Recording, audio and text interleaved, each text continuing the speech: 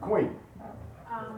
Sometime years ago, I heard you say that black people were going to suffer the most under the Obama administration. At the time, I was really excited. Like, why would you? What is he talking about? Why is this man speaking against our black society? Everything I said came to that. You see it, right? It's almost scary because you said it at a time where I know I thought you were nuts. I don't know. I'm like, he's not even about black people. How can you say that? Now I see things totally different. I'm a little bit older too. You know, so you see life a little different. What do you think about Ben Carson, Trump, the whole situation splitting up the Republican Party in this weird way versus Hillary and the agenda for black people? Well, first thing, presidents are chosen at least 4 years in advance. Right. Whoever's going in the White House in January of 2017, they know now. Right. Everything else is political theater to give the people the illusion of a choice. Right. Okay? When you read the Constitution, and I was a political science major, Millersville University, first thing they teach you is that the people don't choose the president. The Electoral College chooses the president. America's presidency was never intended to be under democratic decision. Okay? So, they already know who's going to go in. Now, as far as Ben Carson goes, I lost a lot of respect for him. When I was a young brother going through Millersville, we used to go to the Black Conference on Higher Education. He was a regular speaker there. I looked up to him, coming from the ghetto, teaching himself to read, his mom, single mom, becoming the first doctor to separate Siamese twins, master neuroscientist. I couldn't wait to go hear him every year. Now I'm looking at him now, total buffoonery. You see? Hurts my heart. Now, I've heard some people say that they're going to make Donald Trump and Ben Carson run together. Okay? They might, they may not. It makes sense, because neither one of them care about black folks. But anyway,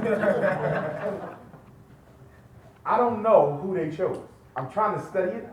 Normally, whoever gets the most positive attention on the major news outlets is the chosen president.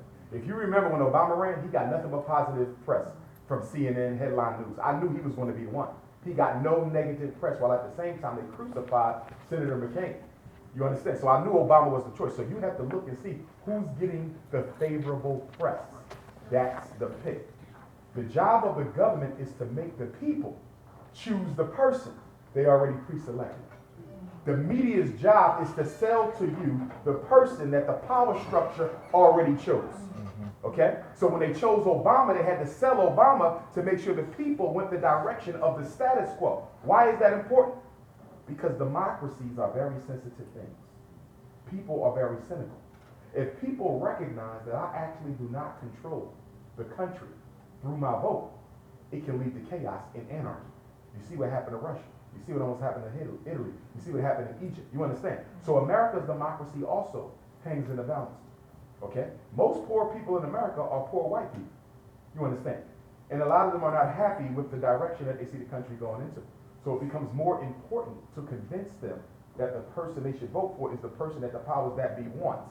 Because whenever you have the people choosing one person and the powers choosing another person, then the illusion of democracy has been totally exposed. We saw that with Al Gore, 2000, who clearly beat George W. Bush. I'm not talking about the throw-out votes. Forget the throw-out votes. He still had more votes than George W. Bush, even without the 17,000 black votes in South Florida. Gore won for the people, but Bush got the White House. Why? Because Bush had 2 more electoral college votes than Gore. Even though Gore had 1 million more popular votes than Bush, Bush had 2 more electoral college votes. I never thought I would see it in my life. But you all have lived to see a president get put in the White House who the people did not choose. This is not a democracy. It is a falsocracy. If you read the Constitution, the word democracy is not even in it.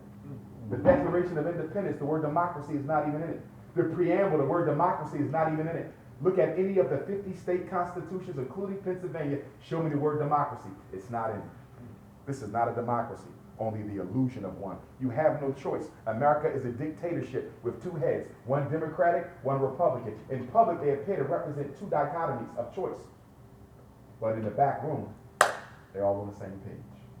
You have to keep the masses of the people dumb in order to rule them. I thought it was the Supreme Court who decided that they do not have any more time to go through the vote count to determine who the winner of that Florida is was. Right, for the Florida. Florida. that's, For the Florida. that's where Gore lost the election. Florida was a turning. Nah, popular vote, Gore had more. Popular vote, Gore had more. Even with If the, it's not counted, they say we don't have time to right, they count. count the Florida, right. But even without the Florida, Gore still won. Yeah, double check that. Even without the Florida votes, Gore still won. Gore still won. Do you still think Obama was not appealing enough to the American voters when they elected him Remember, president? the second time. It was different then than it is now. Say it again, say it again. Obama has appealed to the American people, white and black, old and young. He was very charismatic. He was speaking from the heart. And he was very convincing. He was different then when he was a candidate. But now he has changed. I can see that. Yes, yes, In everything he does. yes, yes. But I I'm agree. not sure if it is the institution that really wanted Obama to be the president. He would I never think made that it. people put him to be the president. No, sir. Who's Obama's top 2 campaign contributors? J.P. Morgan, Chase Manhattan. There was nothing about Obama's election that was grassroots. He was elected by old white racist money. But Obama was telling us that he was getting every nickel from the regular guys, No. from the small contributors. True. A lot of people gave Obama money, more than any other president we saw. But the money that he got from J.P. Morgan and Chase Manhattan, More so than Clinton did. maybe not more so. My point is Obama and Clinton were sellouts. They was all sellouts. You see what I'm saying? So they all got financed by the same entities. But my point is, if you look at the financiers of an election, you know whose agenda they're going to carry out. And the financiers of every presidential election we had, at least in my lifetime, have been financed by the same people. So how can it be a different agenda? Obama said, change we can believe in. But you're being financed by the very same corporate entities that Clinton and Bush and the rest of them chose. You understand? So I knew the Obama campaign, his presidency would be no different than Clinton's or Bush's because you're being financed by the same people who financed them. You see? Remember, Wall Street fell under Bush, but it was Obama who delivered the bailout. You see? He actually did not.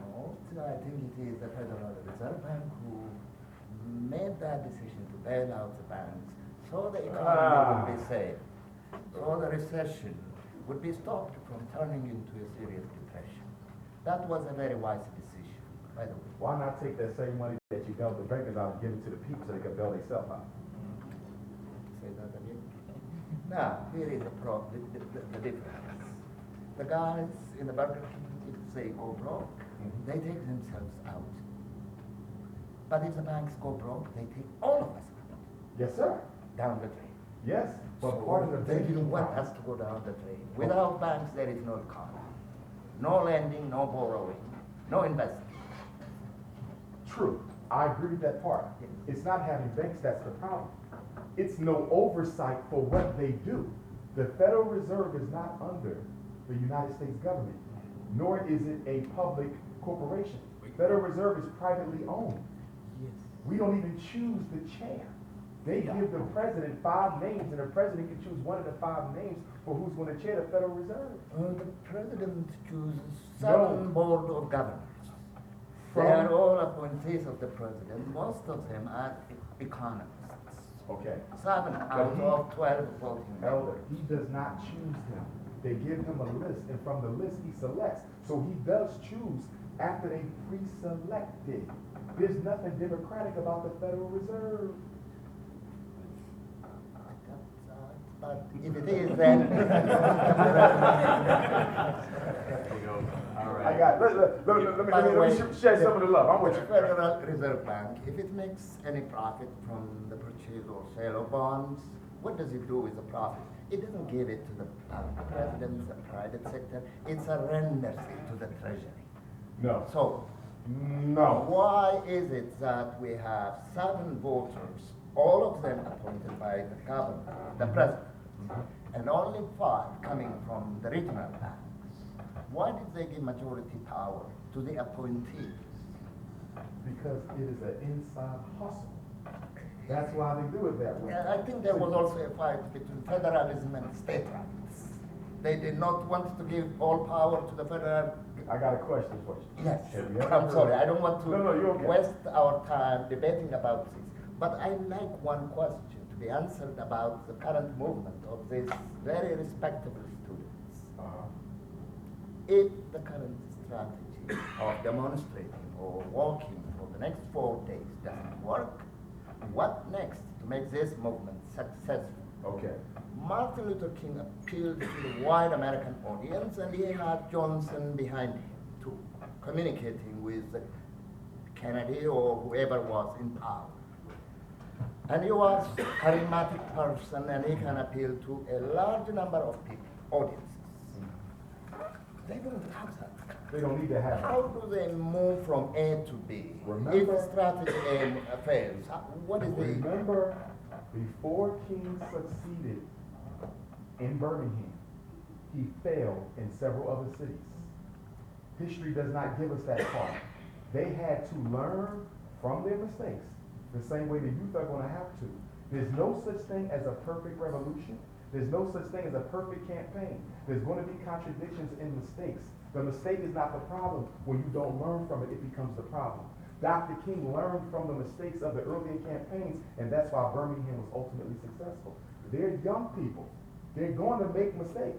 If it fails, so what? You study what you did wrong, you re-strategize, you come back to the planning table, and you do it again.